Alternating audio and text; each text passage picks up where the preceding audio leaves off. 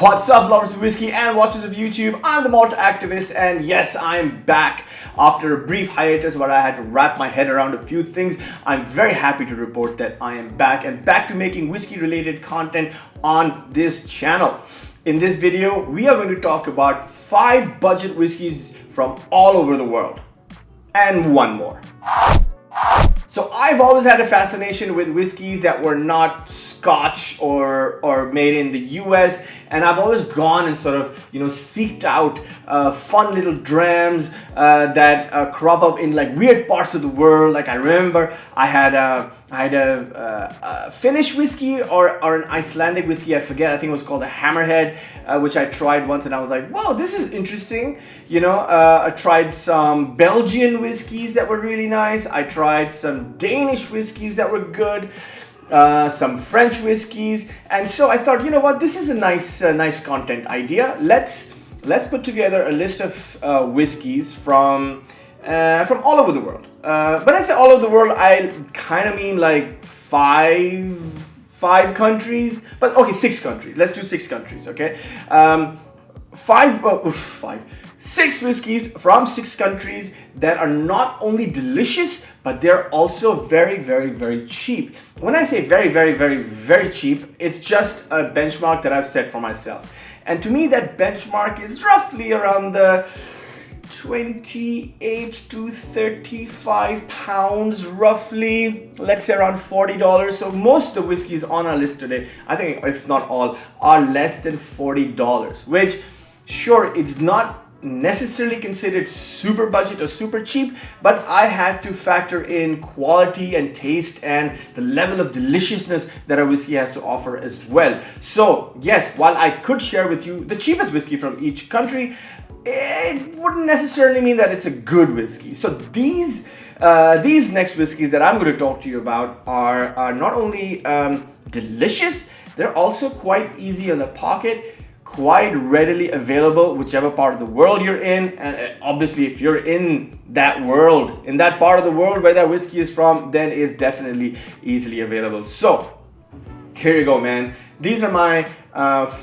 6. Let's do 6, because you know what, I've come back after a long time, and I think I need to give you a bonus. So here are my 6 whiskeys that are delicious, that are budget friendly, and they're budget friendly, and that they're from all over the world. And when I say all over the world, I mean 6 countries. Okay, I think I've said that enough. And oh yeah, please subscribe, like it, share it, leave a comment, subscribe, and also listen. Tell me what your favorite whiskey from your part of the world is, or an obscure whiskey from a completely different part of the world that you've tried. Please tell me. Please tell me.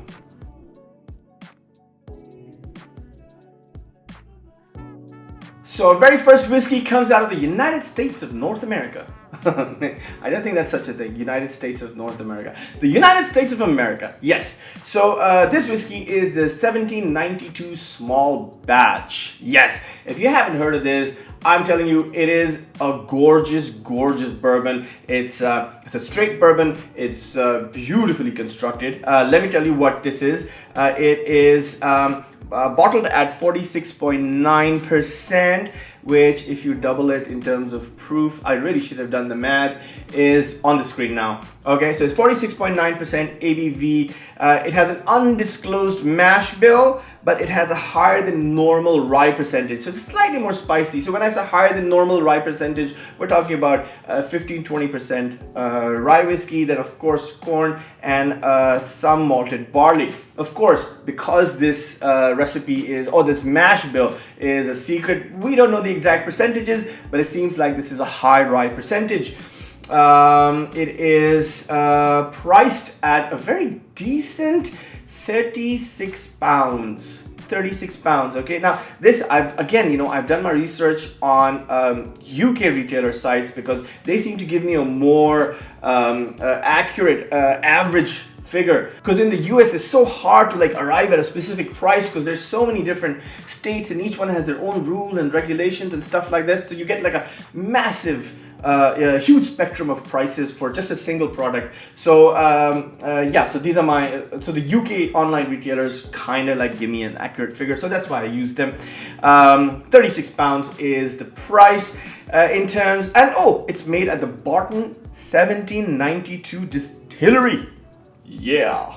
In terms of flavor profile, we're talking dark caramel, chocolate, cinnamon, hint of spice. There's a nuttiness to it as well, and that perfect leather, and cigar box. Whew, perfect. Everything that you expect in a good fat bourbon.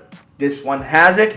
It's tasty, it's delicious, it's easy on the pocket, and I think it does a really good job representing the good bourbons that come out of the United States of America. And if I was to just, gun to my head, because we're talking American whiskey, so AR-15 to my head, if I was being forced to buy one bourbon for whatever 36 pounds, then this would be my pick, the 1792 small batch. Good whiskey, great price, and yes, you should get it. Just get it. It's awesome.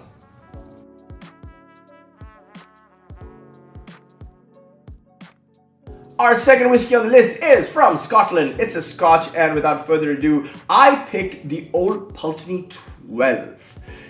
Yes, I know, slightly controversial, but hear me out, dude, because you can't go wrong with the 30-pound price tag on this baby. I've drunk this whiskey so much. I don't have one on my bar. That's how much I've drunk it. I am always running out of the Old Pulteney 12. It's my go-to dram. I pick it up. It has, all the good things about it. Bottled at 40% ABV, slightly lower, but I'll explain why that's also happening. Matured in bourbon casks, unfortunately chill filtered and colored, which I'm not a huge fan of, but you know what? It still doesn't take away from the taste and the deliciousness of this whiskey. And the thing is, one thing, just bear in mind that since we're talking like budget whiskeys that are, at this price point, do not expect high ABVs, right? They'll always be around that 40, 43, 45% mark. So if you get anything over 45% in this price range, that's a damn good pick. All right, so Old Pulteney is matured in bourbon casks. I think I mentioned that. It is, of course, distilled at the Old Pulteney distillery. In terms of its flavor profile, it's slightly briny with a hint of sea air, floral, citrus. There's some lemon and lime, some dried banana, tropical fruits, and very nice to drink. I wish they wouldn't chill filter it. I know even though they serve it at 40%, I think this whiskey would do well with a slightly better mouthfeel. But having said that, at 30 pounds, this is super delicious, easy on the wallet, easily available. It's an age statement. Come on, it's an age statement. 12 years, that means something. And you know what? Super tasty. And if you haven't tried it, you should. If you have, then you know what I'm talking about. There are some similar price range whiskeys that could compete with the Old Pulteney, but I picked this one because it was the cheapest in that range. The age statement won me over, and of course I've drunk so much of it that I was like, yeah, this is the one.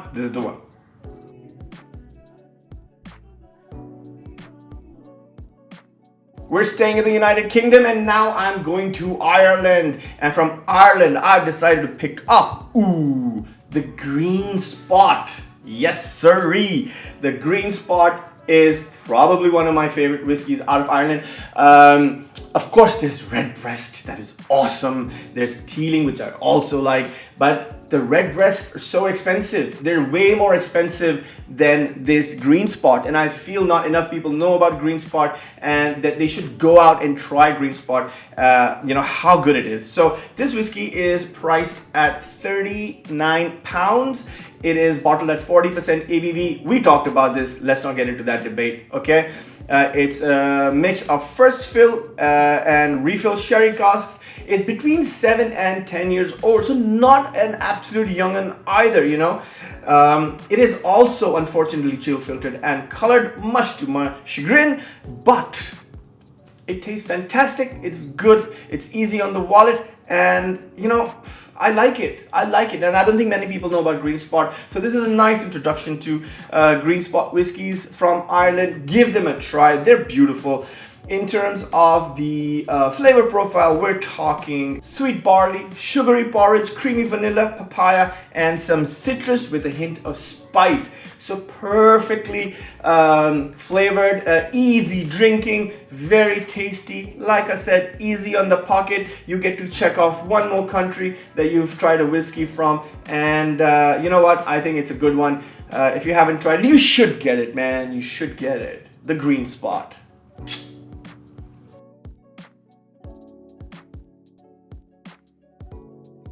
For whiskey number 4, I'm going all the way to India. And for India, I've decided to pick out the Paul John Bold. Yes, now I know what you're thinking. Dude, you're such a huge Amrut fan. Why is that not on the list?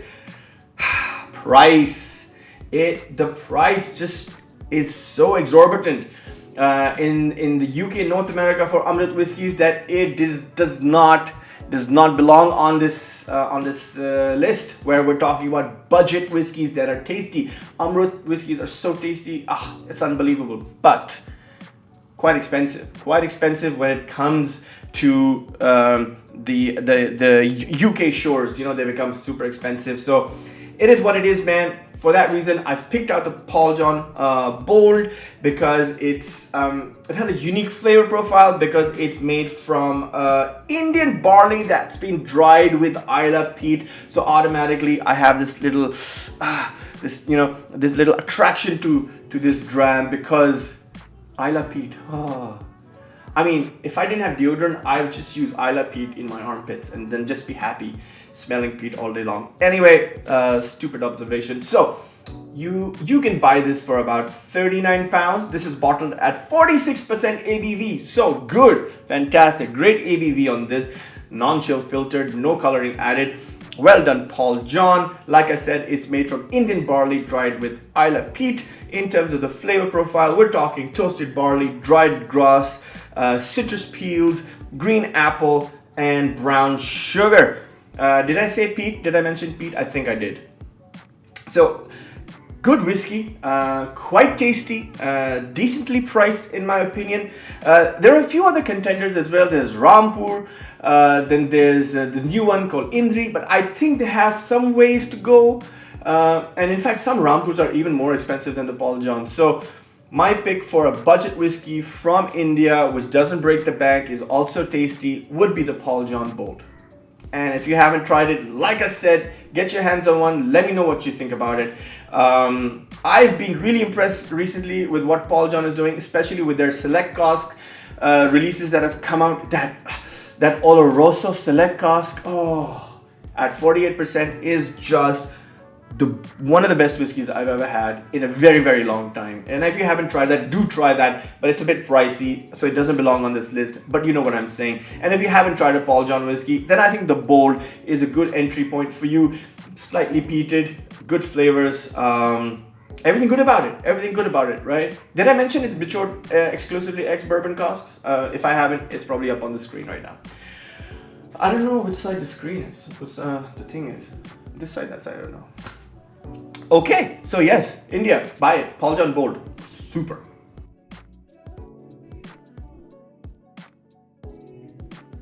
For whiskey number 5 on the list, we go back west, and this time to Canada, and I've decided to pick up the lot number 40 rye whiskey. Yes. Now, what do we know about this? This is priced at roughly 36 pounds, bottled at 43% ABV, slightly on the lower side. That's okay. It's, of course, made from 100% rye and distilled and made at the Hiram Walker Distillery. I hope I'm pronouncing that correct. That's the Hiram Walker Distillery.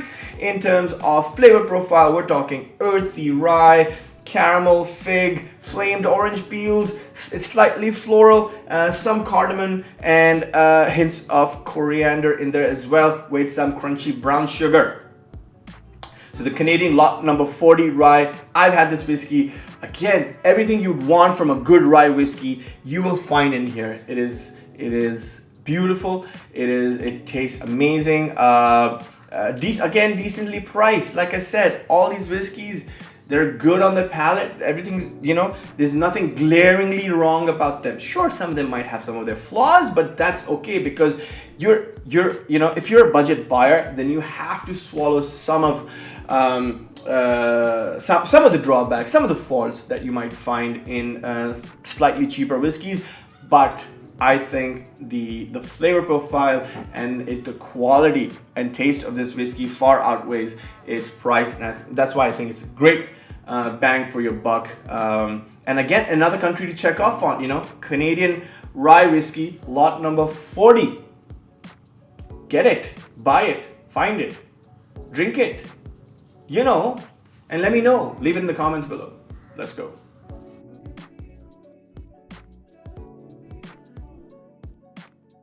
Our final whiskey on the list is from England, and I'm talking about the Cotswold single malt whiskey.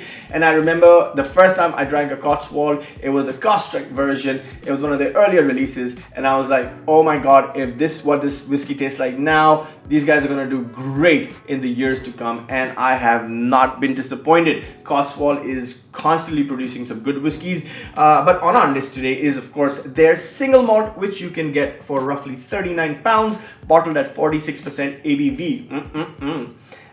It's matured in STR casks. STR stands for shaved, toasted, and recharred. Mix of ex-red wine and ex-bourbon casks, non-chill filtered, no coloring added, all the good stuff. And an unusual dram with an unusual flavor profile coming out from England. I could have chosen Bimber, but so expensive, so much more expensive. Bimber starting at about 55, 60 pounds per bottle, and that's not the list that we're making. Maybe if we make another list where we say, hey, money is no object, then maybe I could replace Bimber with the Cotswold, but this is the one. This is the one to have. What do we know about this? In terms of flavor profile, we have spicy cereal notes, a bit malty, orange peel, and some lemon. It's quite grassy, some marzipan in there, and hints of black pepper. Yes. So, good solid flavor profile from what I think is a good solid distillery. And again, everything good about this, man. It's tasty, it's delicious, it doesn't break the bank, and I think you should get it. It's easily available, find it. I don't know where it's, if it's available as easily in the UK as it is in, North America or Australia or the Far East or India for that matter, but definitely in the UK it's available. So there you go. That's my pick. That's my pick for the English whiskey.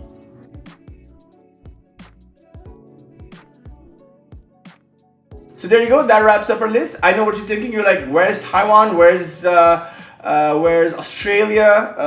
Again, expensive, dude. Expensive. I couldn't find a single Australian whiskey for less than like 60 pounds. And I think just because it makes the trip all the way from the east into UK borders, it just quadruples in price, and I don't know what happens, but I don't think they quadruple in price because they're super expensive in Australia as well. So I don't know, man. So I couldn't find a good cheap one to put on this list.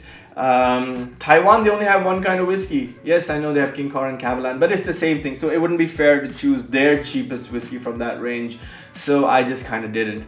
Plus Taiwanese whiskeys, again, quite expensive, so anything exotic, you're going to pay a price for it, which is why I think the list that I've made is a good start.